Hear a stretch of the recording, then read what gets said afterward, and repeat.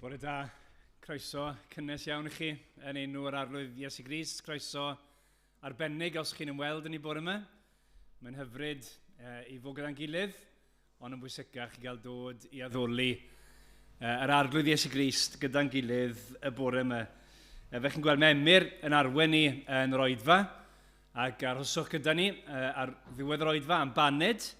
Gan bod hi'n wythnos o wyliau ysgol, mae rhai o'r gweithgareddau yr wythnos hon rhywfaint yn wahanol, felly does dim ysgol Sul heddi, ond fe fydd yna gwrthgweddi nos Fawrth fan hyn, neu ar Teams am 7:45, yna cyfle i drafod emyn gyda Wyn nos Iau, ond fydd dim clybiau plant dydd Gwener chwaith. Cofiwch, mae'n nifer o'r plant yn plith ni, a nifer o'r oedolion yn mynd i'r mini gwersyll na Bala yr wythnos hon sy'n dod.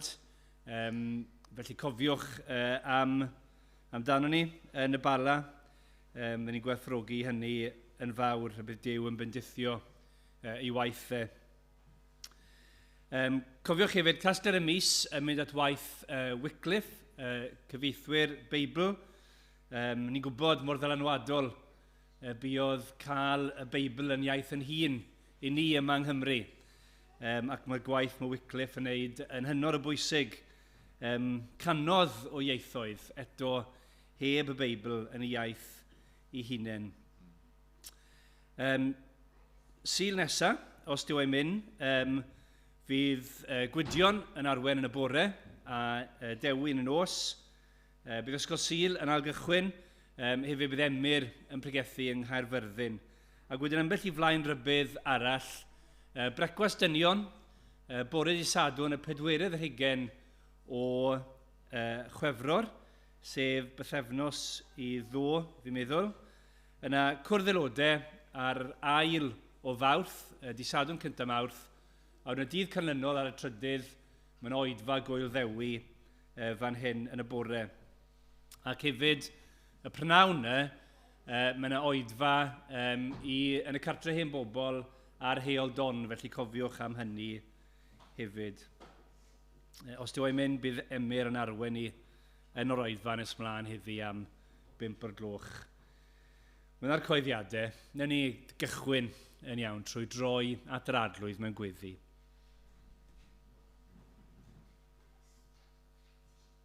O Dduw, ni'n diolch yn fawr i ti bore yma bod ni'n dod o flaen y Duw holl a lluog, y Duw sydd wedi creu bob peth, sydd yn cynnal bob peth, yn Dduw gogoneddus, sy'n eistedd ar ei orsedd, sydd o dragwyddoldeb i dragwyddoldeb, sydd yn derbyn mawl a chlod ac addoliad yr angylion yn ddiddiwedd.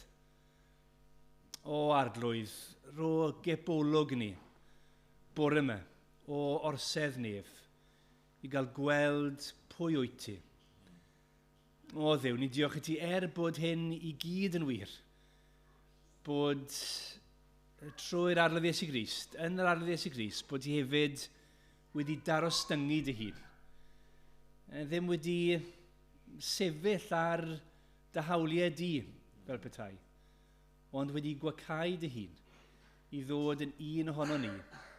Ac yn wir, nid yn unig i fod yn un ohono ni, ond i fynd i'r groes yn ein lle ni. Bod oherwydd maint y gariad a dy ras i ti gato ni, fod i roi dy hun yn aberth yn ein lle ni, byw y bywyd na allan i fyw, a marw y farwolaeth o'n i'n ei heiddi. Mwyn yn achub ni. O Dduw, ni'n gweddio yn ei agor ein llyged ni i'r gwirioneddau yma heddi. Fel bod yn mawl a'n clod ni i gyd i'r arglwydd Iesu Grist. Arglwydd danfon dy ysbryd ar Emyr ac arno ni. Ac o Dduw, newid ni, gweithio yno ni. Ni'n diolch ti bod ti'n nabod pob un ohono ni. Arglwydd trigyrha wrtho ni.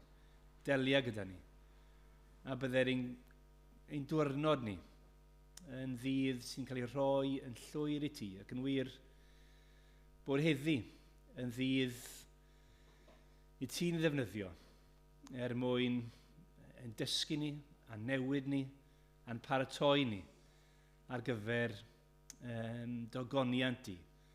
Arglwydd bydd gyda ni felly, trigyrha wrthon ni, ag dyrchafa enw'r arglwydd Iesu Grist. Amen. Diolch, Rodri.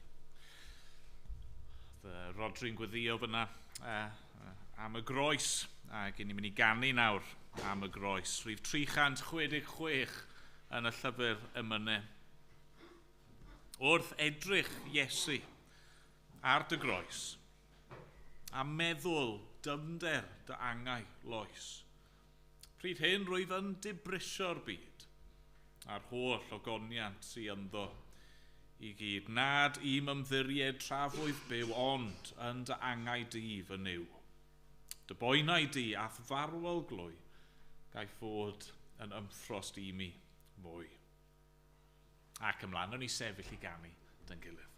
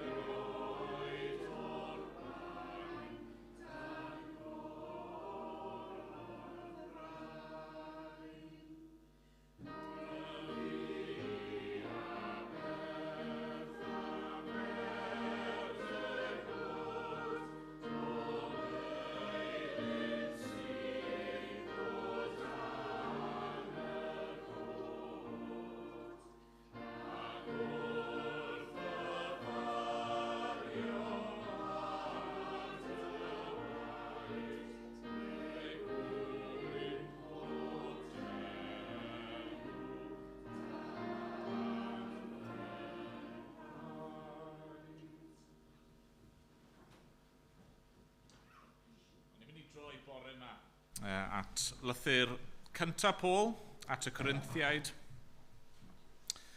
pennod 10 ac adnod 23 ymlaen i'r adnod gyntaf ym mhennod 11. Cyn bod ni'n darllen, gawn ni air o weddi. Arglwydd i ni yn diolch i ti, am y groes. Diolch bod ni yn barod wedi cael cyfle i feddwl am farwolaeth aberthol erchyll Crist drosto ni. A ni'n diolch bod wedi bod yn barod i wynebu hynny. Ein mwyn ni. Ni'n diolch bod wedi dod mwyn gogoneddu y tad. Ac yn diolch bod wedi dod mwyn ein hachub ni. Ac arglwydd, ni'n gweddio bydde hynny nawr yn hanol ein meddyliau ni, arglwydd, a bydde ni eisiau bod yn fwy tebyg i'r arglwydd Iesu Grist, yn byw dy fwyn di, ac mwyn eraill, os gweli di fod yn dda. Da, ni'n gofyn am dy gymorth di nawr, wrth i ni ddarllen dy air, ac yn ystod yr oedfa, wrth i ni feddwl am yr hyn sydd gen ti i'w ddweud wrthon ni. A wneud i roi dy ysbryd glân di, ac a wneud i ein harwain ni i'r gwirionedd arglwydd, a wneud i roi goleuni ar y gair, mwyn i ni allu gweld a deall a chredu a dy ddilyn di. O da, derbyn ni nawr, yn ddiolchgar yn enw'r arglwydd Iesu. Amen. Amen. Darllenwn ni. 1 Corinthiaid 10, dechrau'n adnod 23. Y mae popeth yn gyfreithlon, meddwch. Ond nid yw popeth lles. Y mae popeth yn gyfreithlon, meddwch. Ond nid yw popeth yn adeiladu. Peidied neb a cheisio ei les ei hun, ond lles ei gymydog. Bwytewch bopeth a werthyr yn y farchnad gig, heb holi'n fanwl yn ei gylch ar dir cydwybod. Oherwydd eiddo yr arglwydd yw'r ddeiar a'i llawnder. Os cewch wahoddiad gan anghredadyn, ac os oes awydd arnoch fynd, bwytewch bopeth a osodir ger eich bron, heb holi'n fanwl yn ei gylch ar dir cydwybod. Ond os dywed rhywun wrthych, peth wedi ei offrymu'n aberth yw hwn, peidiwch ei fwyta. Mwyn y sawl a alwodd eich sylw at y peth, ac mwyn cydwybod. Nid eich cydwybod chwir rwyf yn ei olygu, ond cydwybod y llall. Pam yn wir y mae fy ryddid i yn cael ei farnu gan gydwybod rhywun arall? Os yw fi'n cymryd fy mwyd a diolch, pam y ceir bai arnaf ar gyfrif bwyd rwyf yn diolch i Dduw amdano. Felly, beth bynnag a wnewch, prinau bwyta, neu yfed, neu unrhyw beth arall, gwnewch bopeth gogoniant Duw. Peidiwch a bod yn achos tramgwydd i'r Iddewon, na'r Groegiaid, nac i eglwys Dduw. Byddwch yn debyg i'r hyn o'i fi, rwyf fi'n ceisio boddhau pawb ym mhob peth, heb geisio fy lles fy hun, ond lles y lliaws, iddynt gael ei hachub. Byddwch yn efelychwyr ohono fi, fel yr wyfinau o Grist. Amen. Amen. Diolch iddo. Ni'n mynd i gael stori'r plant nawr.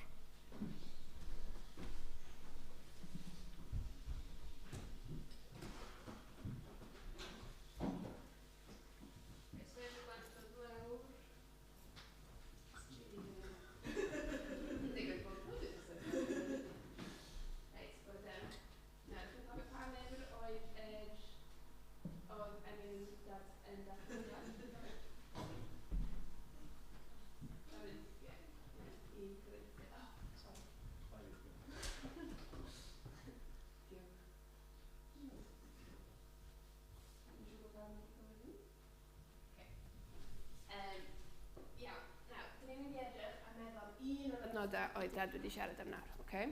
Ond cyn hynna, dwi eisiau chi helpu fi llenwi hwn gyda lot o bethau gwahanol, okay? Dwi eisiau chi restru fi, dweud wrth fi pethau chi'n hoffi wneud gyntaf. Chi dweud fi am pethau chi'n hoffi wneud? Wyt ti'n hoffi wneud, Elsie? Prynu losin, iawn.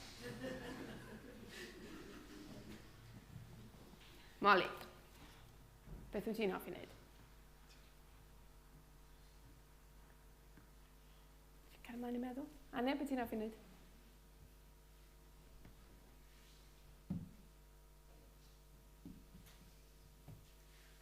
Pa fath o bethau ti'n hoffi wneud?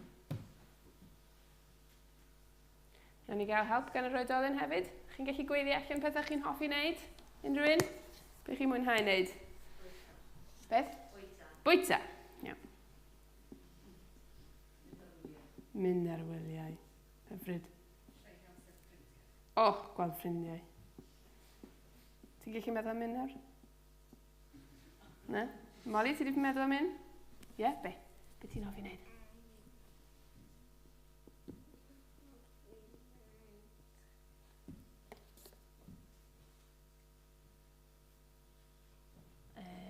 Be chi'n hoffi wneud yn y tŷ?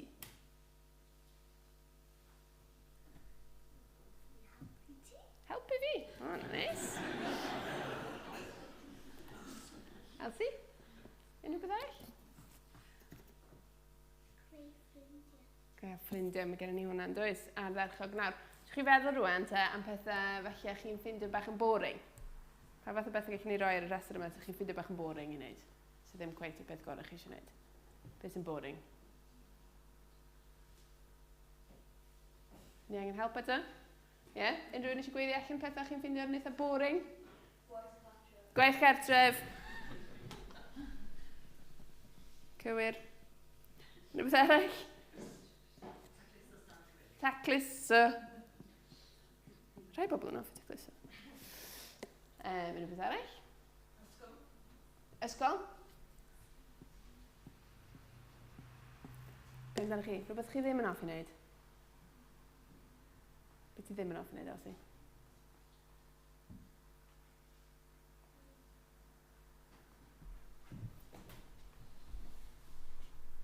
Ti'n mynd siŵr? Elsie yn offi wneud popeth, dweud? Ti'n mwynhau popeth? Iawn, okay. Beth am pethau chi'n ffindio'n anodd i wneud? Chi fel, na, fi methu wneud hwn, mae mor anodd. Chi'n gallu meddwl am bethau fel yna? Ie? Gwersi piano. Ti'n ffindio gwersi piano yn anodd? Unrhyw beth arall? Be arall mae pobl eraill yn ffindio'n anodd i wneud? Aros. Aros yn anodd iawn. Okay. Iawn, mae hwnna'n eitha llawn rwan, dyn ni? Ie? Oes, dwi'n mynd i llenwi'r canol rwan. Sio chi feddwl am pethau te sydd yn rhoi clod i Dduw? Pethau sydd yn plesio Dduw. Pa fath o bethau chi'n meddwl sydd yn plesio? Be? Gweddio. Gret. Molly? Rhywbeth sydd yn plesio Dduw? Sydd yn dda i wneud? A mae Dduw yn meddwl sydd yn dda i wneud? Ti'n siŵr na? Elsie? Canu. Fel canu yn y capel, ie? A be ni newydd wneud rwan? Be mae Dad newydd wneud? Darllen y Beibl. Okay. Nawr, dwi eisiau dangos yr adnod i chi sydd wedi cael ei ddweud yn barod, sef 1 Corinthiaid 10:31. Nawr, mae hwn yn dweud, felly, beth bynnag a wnewch. Prynau bwyta neu yfed, neu unrhyw beth arall, gwnewch popeth gogoniant Duw. Nawr, pan nes i ofyn i chi beth sydd yn plesio Duw, a ma'n iawn, beth oedd wedi dod oedd yr gweddio, canu, darllen y Beibl, ie? Mae'r adnod yma yn dweud bod popeth ni'n neud, rhain i gyd, yn pethau ni yn gallu neud bydd yn rhoi gogoniant i Dduw. Okay? Mae pob beth ni'n neud. Ddim jyst pan ni'n dod i capel, ddim jyst pan ni'n gweddio neu yn darllen y Beibl, mae pob peth ni'n neud yn gallu rhoi gogoniant i Dduw. Nawr, dwi eisiau cymryd rai o hein ta, ddim pob un, ond sut ta? Sut ni'n gallu defnyddio rai o'r ein i roi gogoniant i Dduw? So, Elsie, ti eisiau dewis un? Pan ti eisiau dewis? Pan yna ni feddwl am? Pwynt edyn? Hwna, Molly eisiau dewis aros. Okay? Sut ni'n gallu aros a rhoi gogoniant i Dduw? Nawr, rhoi dau enghraifft i chi, okay? Dau fath o aros. Oh, no! Oh, mae hwn mor hir. Pryd ni'n cyrraedd. Mae hwn yn horrible. Ni'n cysau hyn. Mae hwn mor anodd.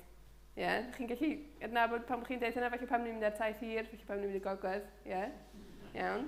Nawr, ydy hwnna'n ffordd o aros sydd yn rhoi gogoniant i Dduw, chi'n meddwl? Na. Mae yna ffordd ni'n gallu aros, os ni'n meddwl, sut ni'n mynd i helpu pobl o gwmpas ni sydd hefyd yn aros?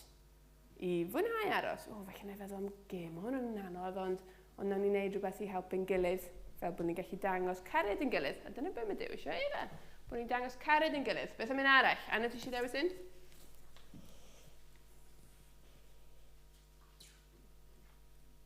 Beth am yr un o Elsie wedi dweud ta? Prynu losin. Ie? So chi feddwl bod chi wedi cael, bod chi wedi ffindio 10 punt ar y llawr, iawn, a chi'n cael mynd i'r siop, a chi'n prynu, chi'n gwario reren ei gyd, ac yn prynu losin gyda 10 punt yna, maen nhw'n loads o losin. A wedyn chi'n mynd adref, a chi'n mynd i safio chi, a chi'n cael drws, a chi'n bwyta nhw gyd jyst chi. Iawn, ydych chi'n meddwl bod hwnna'n ffordd sydd yn rhoi gogoniant i Dduw? Na. Ond ni yn gallu prynu losin sydd yn rhoi gogoniant i Dduw. Chi bod chi wedi ffeindio'r 10 punt yna, chi bod chi'n dweud wrth ffrindiau chi gyd, dewch, mae gen fi 10 punt, fi'n mynd i brynu losin i pawb gael rhannu, a ni'n mynd i fwynhau ag ydyn gilydd. Mae hwnna'n swnio fel bod ni'n rhoi gogoniant i Dduw, ydy? Achos bod ni'n dangos cariad, mae Duw wedi dangos i ni tuag at pobl eraill. Felly, heddiw yma, tra mae dad yn pregethu, ni'n hoffi chi gael darn o bapur, mae gen fi darn o bapur, a nawr ni trio ysgrifennu'r adnod yma, a dwi eisiau chi feddwl am pob math o bethau, a tynnu lluniau o pob math o bethau, fel chi'n mwynhau neu felly pethau chi'n fynd yn anodd, ac wrth chi dynnu lluniau yna, meddwl sut ni'n gallu gwneud y pethau yna i gogyneddu Duw. Iawn? Oce, diolch.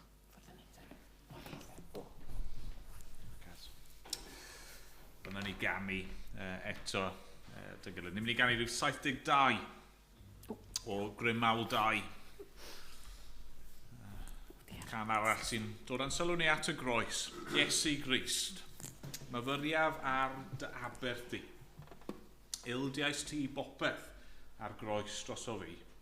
Lawer tro ryfeddau sy'n ti fachu bi. Meddyliau fel hyn, baw i'n cof. Ac ymlaen, nhw'n ni sefyll i ganu.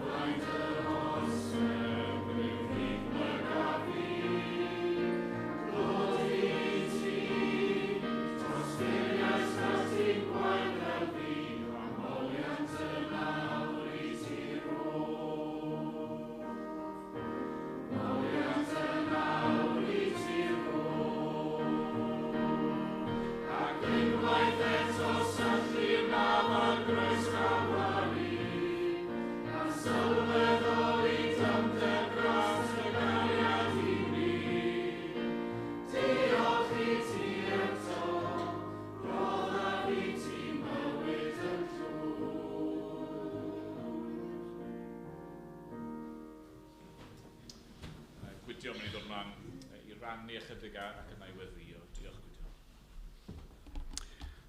Jyst eisiau cyfle i rannu yn fyr iawn gyda chi, i dynnu sylw chi at rhywbeth i chi gyd yn gwybod yn barod. Sef, mae criw mawr yn mynd i Bryn y Groes, y fori, a maen nhw'n mynd i'r mini gwersyll, a fi eisiau bod ni yn cofio amdani nhw. Mae lot yn mynd o fan hyn. Fi'n credu 9 o'r plant a'r bobl ifanc yn mynd. Rhain o'ch chi blant oedd yn y ffrynt fan hyn nawr, mewn cwpl flynyddoedd byddwch chi'n gallu mynd. Ond hefyd mae da ni, fi'n meddwl, 5 swyddog yn mynd. Mae Rodri yn arwain y gwersyll, mae Amanda yw arweinyddus y gwersyll, mae Luned yn swyddog yn y gwersyll, mae Bedwyr yn swyddog yn y gwersyll, mae Rhiannon yn swyddog yn y gwersyll, a wedyn y bobl ifanc sydd yn mynd. A fi'n gwybod byddwch chi'n gweddio, a fi eisiau annog chi a fi i roi amser, gafon ni wythnos o wedi chydig yn ôl, roi amser yn ystod y diwrnodau nesaf yma i weddio am y mini gwersyll yma.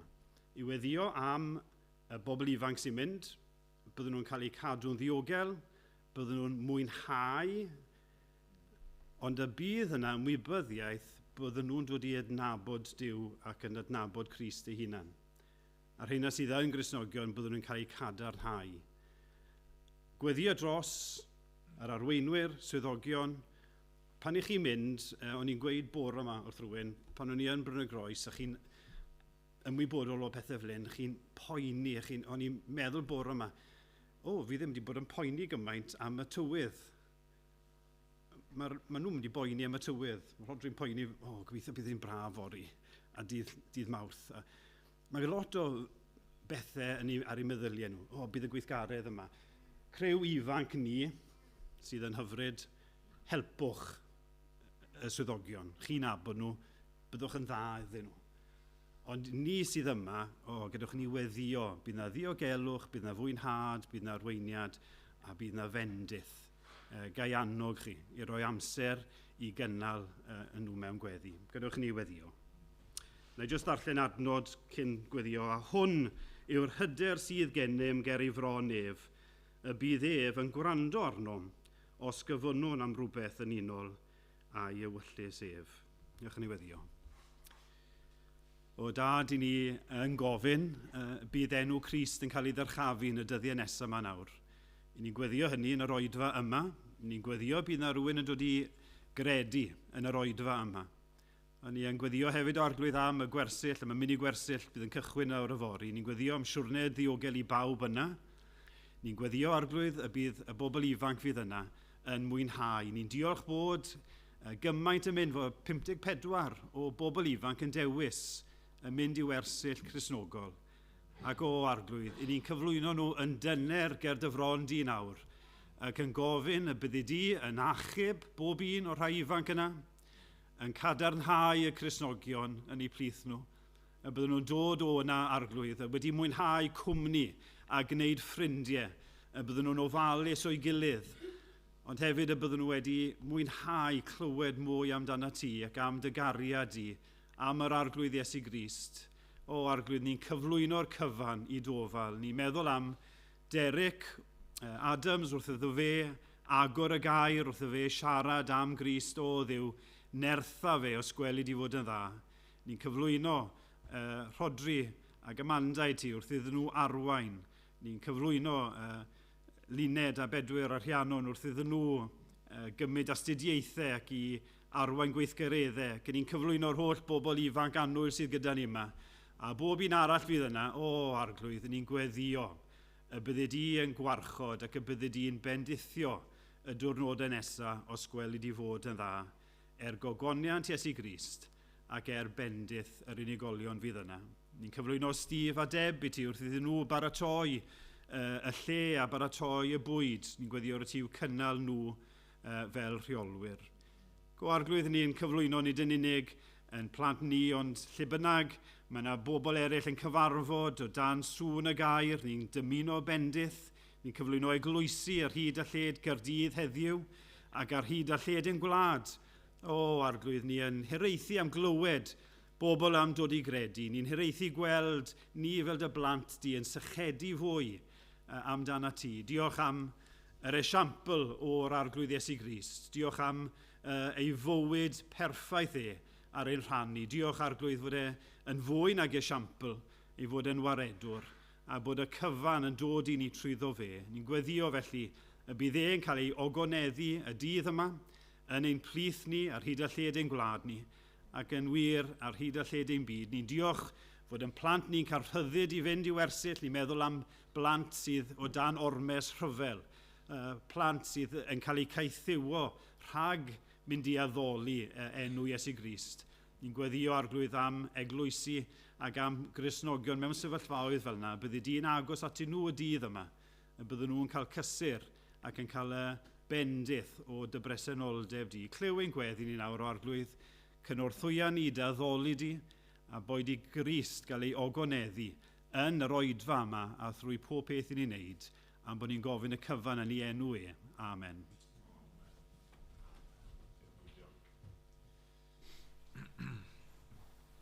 Ganwn ni eto o Cwmpawd 2 ar ei 13.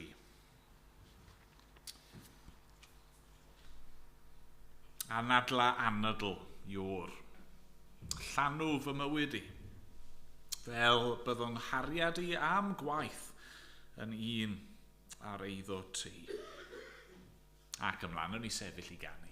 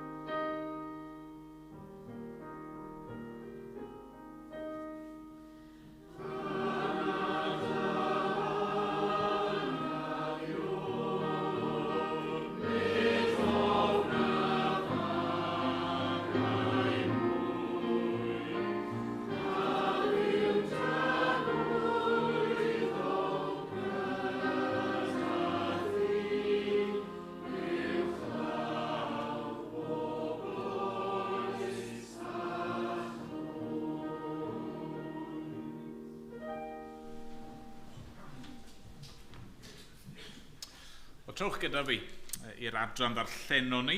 Os chi'n ymweld gyda ni y bore yma, ni wedi bod yn gweithio'n ffordd trwy'r llythyr yma, llythyr cyntaf Paul at yr eglwys yng Nghorinth, a ni wedi bod ers sawl wythnos nawr mewn adran na ddechrau nôl ym mhenod 8, a mae wedi mynd ymlaen trwy pennod 9 a pennod 10, adran yn delio gyda cwestiwn: ydy e'n iawn i fwyta bwyd sydd wedi ei aberthu i eilunod?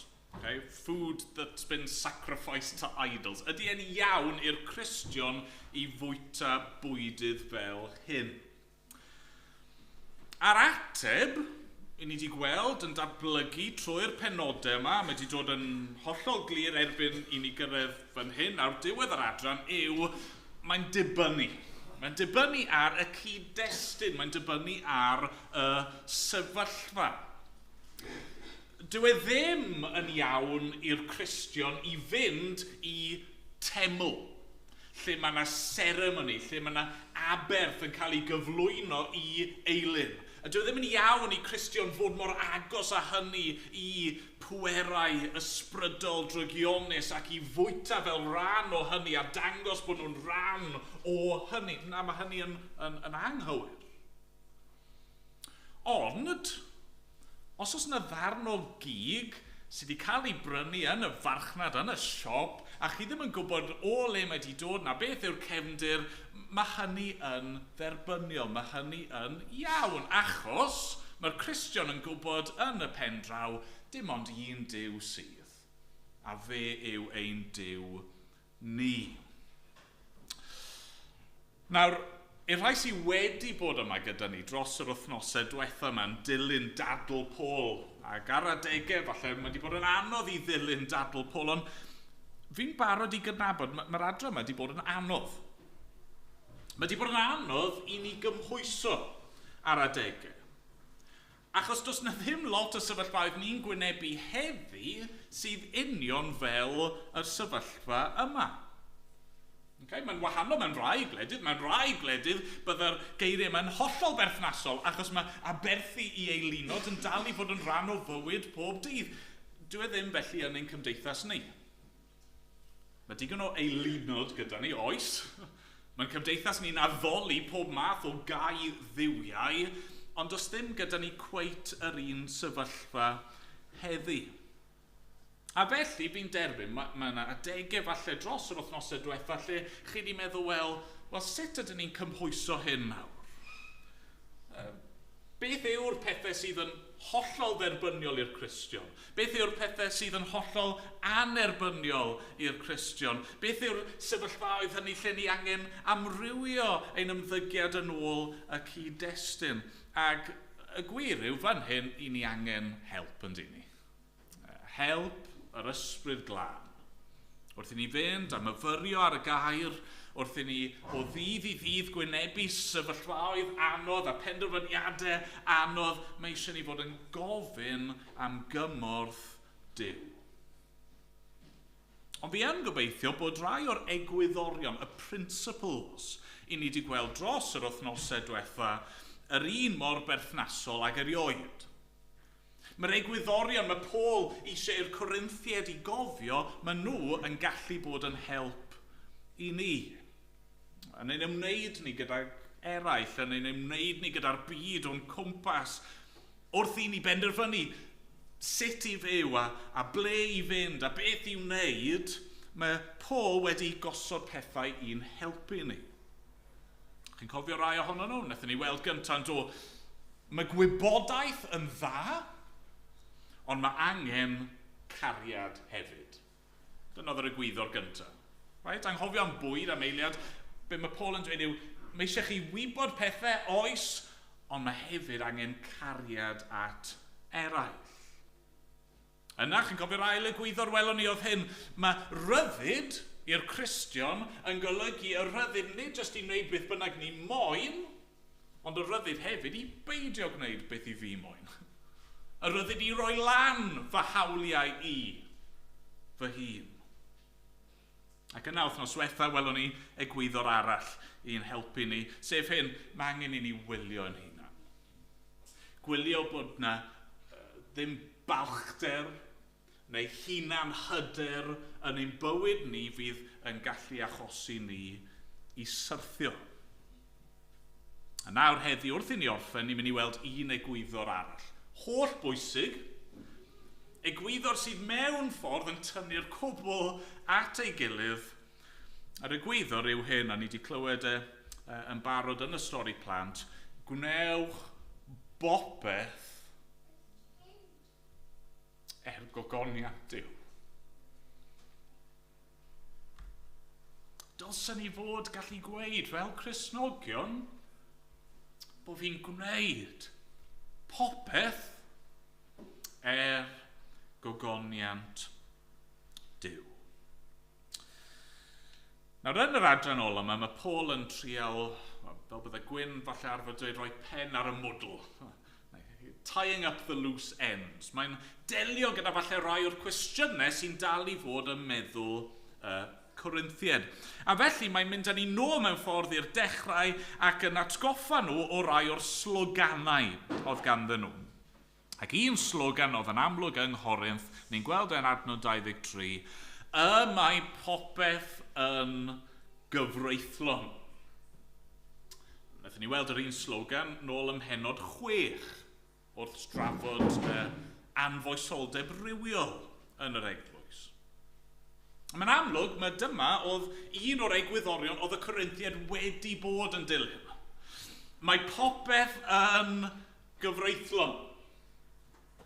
Hynny yw, oedd y Corinthiaid yn dadle gan myned fy ngweithredoedd i sy'n achub, right? Os mae Crist sydd yn achub, a felly nid fi fy hun sydd yn achub fy hun trwy fy ngweithredoedd, yna dim wir ots be fi'n gwneud, os e?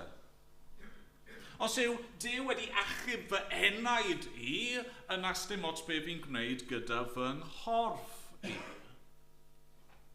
Nawr mae hynny yn gelwydd. Mae Paul eisiau ni weld fod hynny yn gelwydd. A mae'r celwydd yna, yr un mor fyw ag erioed heddi, mae eisiau ni fod yn ymwybodol o hyn. Newch chi glywed hyn lot heddi, gnewch chi, sdim ots beth chi'n gwneud gyda'ch corff, sdim ots am yr allanolion, pwy sy'n tu fewn sydd yn bwysig, ond na. Na, mae'r Beibl yn glir, mae Duw wedi'n creu ni yn gorff ac enaid. Pan ddaeth Crist i'r byd, fe ddaeth e fel person cyflawn yn gorff ac enaid. Mae e wedi'n hachub ni yn gorff ac enaid, a felly nid jyst beth sy'n tu fewn sy'n bwysig, ond mae'r ffordd i fi'n byw yn bwysig hefyd. A felly lle oedd y Corinthiaid yn dweud, wel, mae popeth yn gyfreithlon i mi, mae Paul yn gweud, na. O na, mae yna ryddid i'r Cristion, ond mae yna egwyddorion eraill sydd yn bwysig. Mae popeth yn gyfreithlon, meddwch, ond nid yw popeth lles. Mae popeth yn gyfreithlon, meddwch, ond nid yw popeth yn adeiladu. Hynny yw, mae eisiau ni feddwl mwy am just beth i fi'n gwneud a beth i fi moyn gwneud. Mae eisiau ni feddwl am eraill. Mae'n rhaid i ni amrywio ein ymddygiad ni yn ôl y sefyllfa. Ni wedi gweld hynny'n barod am y Paul nawr i gadarnhau hynny yn rhoi 2 esiampl i ni. Yr esiampl gyntaf yw bwyd sy'n cael ei brynu o'r farchnad. Ni'n gweld hyn yn adnod 25 a 26. Mae'n dweud bwyd tewch, bopeth a werthyr yn y farchnad gig, heb holi'n fanwl yn ei gylch ar dir cydwybod. Okay? Dyma oedd y norm. Bydde person yn mynd i'r farchnad a bydde dim syniad yn nhw beth oedd cefndir y cig. Right? Oedd dim ganddyn nhw, chi'n cael y heddi weithiau, yndych chi, mae yna rhyw label yn does ar darn o gig, yn dweud nid jyst o le dda, pa wlad, ond pa fferm, weithiau nhw hyd yn oed dweud beth oedd enw yn anifail. Oedd dim byd felly yng Nghorinth. Right? O'ch chi'n mynd i'r farchnad, oedd yna ddarnau o gig yna, ac o'ch chi ddim yn gwybod beth oedd wedi digwydd i'r anifail cyn bod e wedi bennu lan fyna. Fel arfer, leftovers o'r aberthau yn y deml oedden nhw.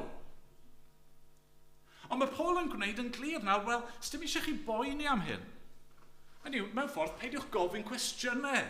Peidiwch roi'ch hunan mewn sefyllfa lletwydd, chi ddim yn gwybod o le mae wedi dod, chi ddim yn yr deml, chi ddim yn rhan o'r aberthu, chi wedi cael eich gwahanu o hynny, felly just ewch i'r farchnad, prynwch y cig, peidiwch gofyn cwestiynau am o le mae wedi dod, ewch y fe adre, cwginiwch e, bwytwch e, a rowch diolch i'r arglwydd. Adnod 26, eiddo'r arglwydd yw'r ddeiar a'i launder. Reit, gallwch chi fynd a prynu'r cig yma, peidiwch poeni. Ewch nôl yn dawel eich cydwybod, bwytewch e a rowch clod i ddiw. Achos fe yw ein creawdwr ni. A fe yw'r un sydd yn rhoi pob peth da i ni. Nawr bach o tangent, so aroswch dy fi. Mae'n bosib, a tebyg yw, oedd rai o'r Corinthiaid wedi bod yn cyhyddo Paul o fod yn ragrithiwr, yn hypocrite. Achos oedd e wedi bod yn dweud, o, gewch chi bita hwn a gewch chi ddim bita'r llall. A dyna pam mae'n mynd nôl yn adnod 29 a 30 i ddweud, pam yn wir mae fy ryddid i yn cael ei farnu gan gydwybod rhywun arall, os yw fi'n cymryd fy mwyd a diolch, pam y ceir bai arnaf ar gyfrif bwyd rwyf yn diolch i ddiw amdano. Mae fel petai yn neud y pwynt fyna, fi'n bita y bwydydd cywir yn y ffordd cywir a mae'n hydwybod i yn dawel achos fi'n bwyta gyda diolch i ddiw. Okay? So na'r esiampl gyntaf. Os chi'n bita cig o'r farchnad, ewch amdani. Ond yna, mae Paul yn dweud, mae yna falle sefyllfa arall yn codi, a ni'n gweld hynny ar adnod 27 ymlaen. Mae'n dweud hyn, os cewch wahoddiad gan angredadyn, ac os oes awydd arnoch fynd, bwytewch bopeth a osodir ger eich bron, heb holi'n fanwl yn ei gylch ar dir cydwybod. Ond os dywed rhywun wrthych, peth wedi ei offrymu yn aberth yw hwn, peidiwch a'i fwyta, mwyn y sawl a alwodd eich sylw at y peth, ac mwyn cydwybod. Nid eich cydwybod chwi rwyf yn ei olygu, ond cydwybod y llall. Mae Paul fan hyn yn dychmygu sefyllfa gallai godi, lle mae Cristion yn cael gwahoddiad i rhywun sydd ddim yn credu. Nawr, gwahoddiad i'r tŷ sydd gyda ni fan hyn. Nid gwahoddiad i aberth, nid gwahoddiad i'r deml, just dere draw am bryd o fwyd yn fy nhi. Ac be mae Paul yn dweud yw, fel oedd mam arfer dweud i fi, os o'n i'n cael gwahoddiad i rhywun, bita beth bynnag sy'n cael ei roi ar dy blat. Right? It's good manners. Right? Os chi'n cael gwahoddiad i bryd o fwyd, hyd yn oed os sydd ddim wir yn hoffi tria bita fe. Okay? Ond dyna, mae Paul yn gwneud, os oes darn o gig yn cael ei roi o'ch blaen chi, just bitwch e.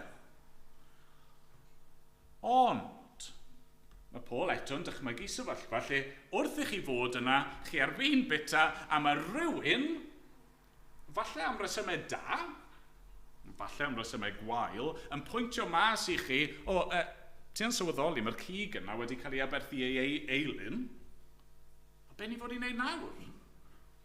Ni ddim yn y deml, ond ni ddim chwaith yn y farchnad gig. Ni'n gwybod nawr o le mae'r cig yma wedi dod, a mae Paul yn dweud, peidiwch bita. Ond pam? Pam? Beth yw'r broblem? Wel, y broblem yw y person arall yma.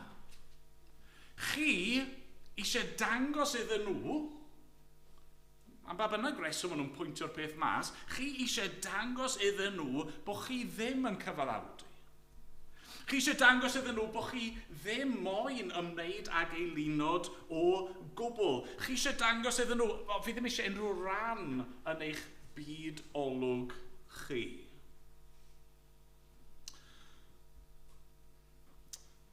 Unwaith eto, be ni'n gweld fan hyn? Wel, mae yna rhyw hyblygrwydd yn does. Yr angen yma am ddoethineb yn ôl pob sefyllfa. A falle bod chi wedi bod gyda ni dros yr wythnosau diwethaf yma, ni'n cyrraedd y diwedd a chi'n dal i feddwl, mae hwn jyst yn sôn mor gymleth. Sut ydw i'n dewis? Sut ydw i'n dethol? Be sy'n iawn i'r Cristion? Be sy'n ddim yn iawn? Be fi fod i'w wneud mewn gwahanol amgylchiadau? A fan hyn nawr ni'n dod i'r egwyddor yma. Egwyddor mawr arall fydd yn helpu ni. Adnod 31. Felly, beth bynnag am newch, pry na i bwyta, neu yfed, neu unrhyw beth arall, gnewch bopeth gogoniant Duw. Yn yr egwyddor, pan ych chi'n trio penderfynu, ydw i'n mynd i wneud hyn, ydw i ddim yn mynd i wneud hyn, neu sut ydw i'n mynd i wneud hyn, mae eisiau chi ofyn, ydw i'n gogoneddu Duw fan hyn? Na, mae'n y ddwy agwedd fan hyn. Gynta i gyd, mae eisiau gofyn y cwestiwn, wel, ydy'r peth yma'n bechod? Okay? Os mae'n bechod, hynny yw, os mae'r Beibl yn glir, dyw'r peth yma ddim yn plesio Duw, ni ddim yn greu.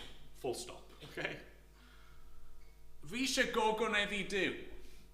A felly, os mae'r Beibl yn dweud dyw e ddim yn iawn i fi wneud rhywbeth, dim ots beth i fi eisiau gwneud, dim ots beth mae'n nghymdeithas ni'n dweud dylswn ni'n gwneud, dim ots os yw hyd yn oed Cristnogion eraill yn trio annog chi wneud y peth yna, chi'n dweud, wel na, fi ddim yn meddwl bod e'n iawn.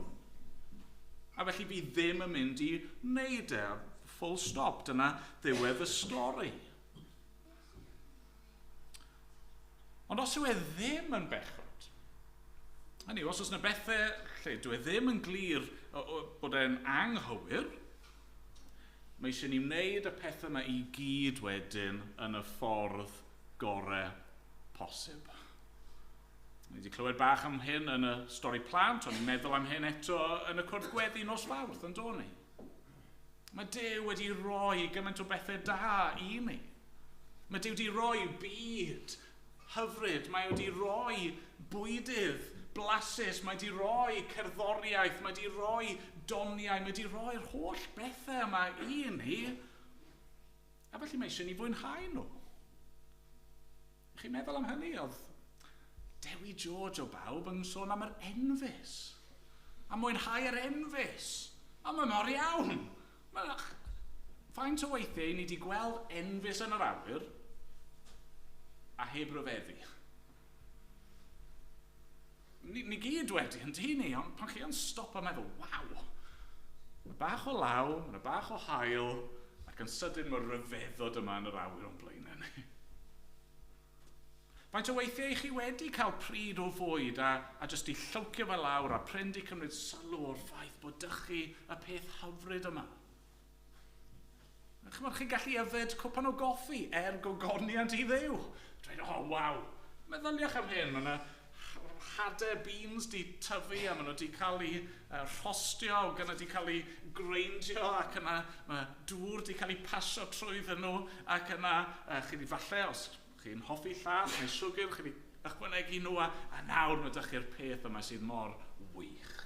A faint o weithiau ni di gwylio ffilm, neu di darllen llyfr, neu gwrando ar gerddoriaeth, neu di gweld rhyw ryfeddod arall. A just ddim yn meddwl am y peth. Gnewch bopeth gogoniant i Dduw. Ie, yn y ffordd i ni'n prynu sweets, neu ddim yn prynu sweets ar adegau. Yn y ffordd i ni'n aros, yn y ffordd i ni yn ymarfer y piano, yn y ffordd ni'n gwneud ein gwaith cartre, yn y ffordd i ni yn trin ein gwir, neu'n gwragedd, neu'n plant, neu'n rieni, neu'n teuluoedd, neu'n ffrindiau, y ffordd ni'n gwneud ein gwaith, y ffordd ni'n defnyddio ein doniau, y ffordd ni'n gwneud popeth, medde Paul. Gnewch gogoniant i Dduw. Mae'n y ddyfyniad enwog yn does, fi'n credu nath Rodri gyfeirio ato fe sbel yn ôl yn yr ysgol Sul. Eric Liddell, y rhedwr Olympaidd enwog, yn dweud hyn, I believe God made me for a purpose, but he also made me fast. And when I run, I feel his pleasure. Gwych, ynddo fe? Na rhywun sy'n redeg. Gogoniant i Dduw, nid just i fwyn ei hun ac mwyn ei deulu a'i gefnogwyr, ond mwyn plesio ei dad. Ond y gwir yw, os ni'n gwneud pethau gogoniant i Dduw, mae'n y ddau beth arall sy'n mynd i ddilyn yn naturiol o hynny, a mae Paul yn sôn amdano nhw yn dydy. Adnod 32 yn gyntaf, peidiwch a bod yn achos tramgwydd i'r Iddewon na'r Groegiaid nac i eglwys Dduw. Be mae Paul yn dweud fyna yw hyn, os y'n ni'n gogoneddu Duw, Dwi'n ddim yn golygu bod ni just ddim yn meddwl am bobl eraill o gwbl. Na'r gwrthwyneb. Un o'r ffyrdd ni'n mynd i ogoneddu Duw yw os ydyn ni'n ofalus bod ni ddim yn tramgwyddo pobl eraill. Na, ni wedi meddwl am hyn o'r blaen, rai wythnosau nôl, ni'n gweld fyna, ni'n mynd i upseto pobl weithiau. Y cwestiwn yw sut, neu pam, neu beth amdano ni am bywyd sydd yn upseto. Mae eisiau ni wylio bod ni ddim yn rhoi unrhyw beth yn ffordd yr efengil. Dyna'r pwynt mae Paul yn gwneud. Peidiwch gadlu unrhyw beth amdano ni am preferences ni, y pethau sy'n plesio ni i fod yn dramgwydd i bobl fel bod nhw ddim yn cael clywed yr efengil. Peidiwch gadw eich perthynas chi gydag eraill torri lawr fel bod chi ddim yn gallu bod yn dystiolaeth dda iddyn nhw. Felly, os chi'n gogoneddu Duw, chi ddim yn eisiau fod yn dramgwydd, ac ar ben hynny, yn adnod 33, ni'n gweld hyn. Byddwch yn debyg i'r hyn o'i fi, rwy fi'n ceisio boddhau pawb ym mhob peth, heb geisio fy lles fy hun, ond lles y lliaws, iddynt gael ei hachub. Hynny yw, nid jyst bod chi ddim eisiau peri tramgwydd a bod yn broblem i bobl, i ni eisiau gwneud yr hyn sydd yn dda i eraill. I ni eisiau lles eraill. I ni eisiau caru eraill. Pam? Achos bod ni eisiau iddyn nhw gael eu hachub. I ni eisiau iddyn nhw ddod i adnabod yr arglwydd Iesu Grist. I ni eisiau iddyn nhw weld mae'r peth pwysica i ni yw gogoniant Duw a bod ni'n barod i roi lan unrhyw beth arall ei fwy ni. Nawr eto, mae hyn yn swnio mor anodd yn dydi. Sut ni'n mynd i wneud hyn? Lle ni'n mynd i gael y nerth i wneud hyn? Wel, i orffen, mae Paul yn gadael ni efo esiampl yn dydi. Yn wir, mae'n gadael ni gyda'i esiampl ei hun. Mae'n dweud yn adnod 33, byddwch yn debyg i'r hyn o'i fi.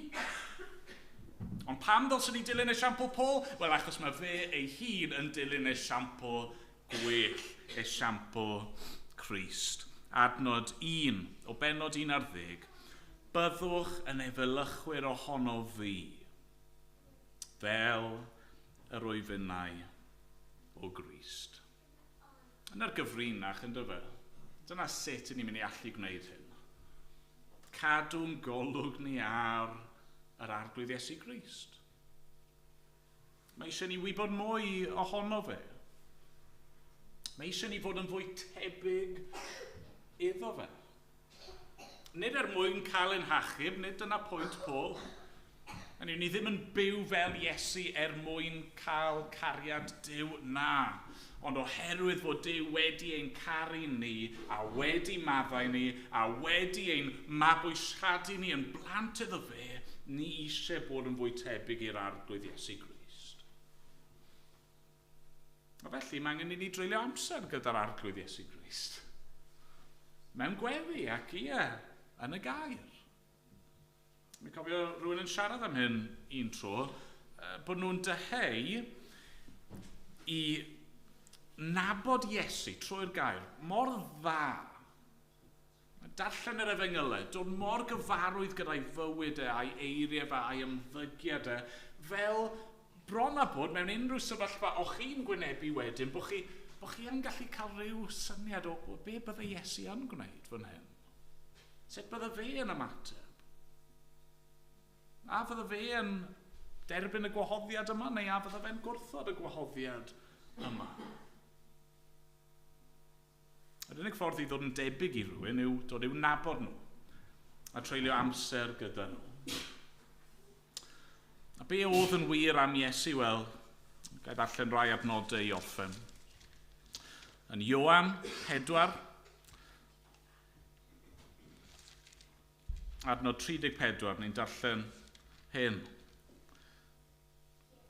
Yr arglwydd Iesu yn dweud, fy mwyd i yw gwneud ewyllus yr hwn am hanfonodd a gorffen y gwaith a roddodd i mi. Ioan 12, Adnod 27.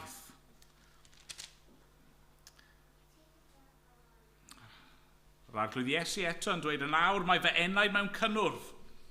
Beth a ddywedaf, o dad gwared fi rhag yr awr hon? Na. I'r diben hwn y deithim i'r awr hon, o dad gogonedda dy enw. Ac yna, Marc penod 10.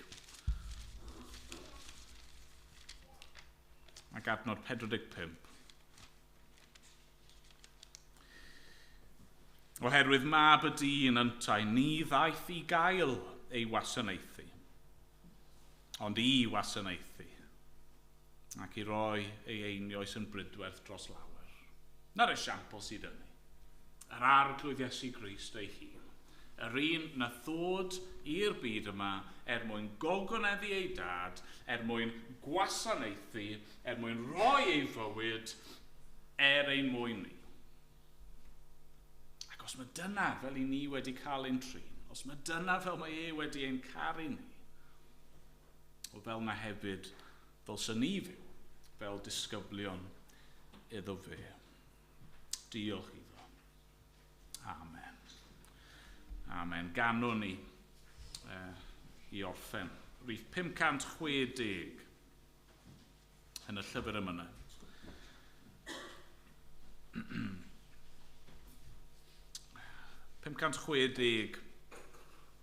Nad fod gennyf, ond dy ogoniant pyr sancteiddiol yma a thraw yn union nod o flaen fy amrant pa beth bynnag wneil fy llaw. Mae'r geiriau yna, falle mewn ffordd chydig bach yn gymleth, yn dweud beth i ni newydd fod yn ystyried.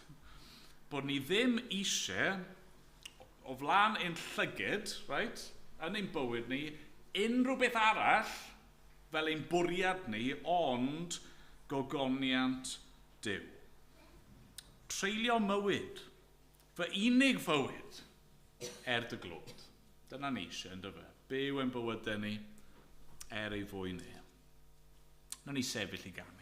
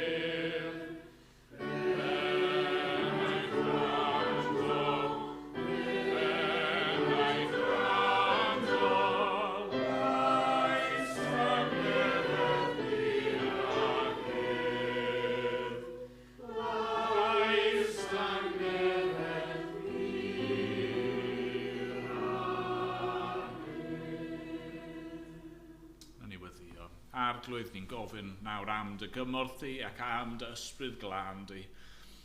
Ym mhob sefyllfa, pob awr, bob dydd, a wneud i'n harwain ni.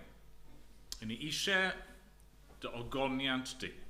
I ni eisiau bod pob peth i ni'n gwneud, a pob peth ni ddim yn gwneud, a'r ffordd i ni'n gwneud y cwbl, i ddod ag ogoniant i ti. Ac i beidio fod yn dramgwydd i neb, ond yn hytrach i ddangos dy gariad di, mwyn i bobl ddod i gredu ac i gael eu hachub. Dad, ni'n diolch i ti, dy fod ti wedi'n hachub ni, Ni'n gofyn nawr arna ti i ddangos dy law unwaith eto yn achub llawer iawn. Nawr bydded i ras ein harglwydd Iesu Grist, a chariad Duw, a chymdeithas yr ysbryd glân fod gyda pob un ohono ni, o'r awr hon ac hyd byth. Amen.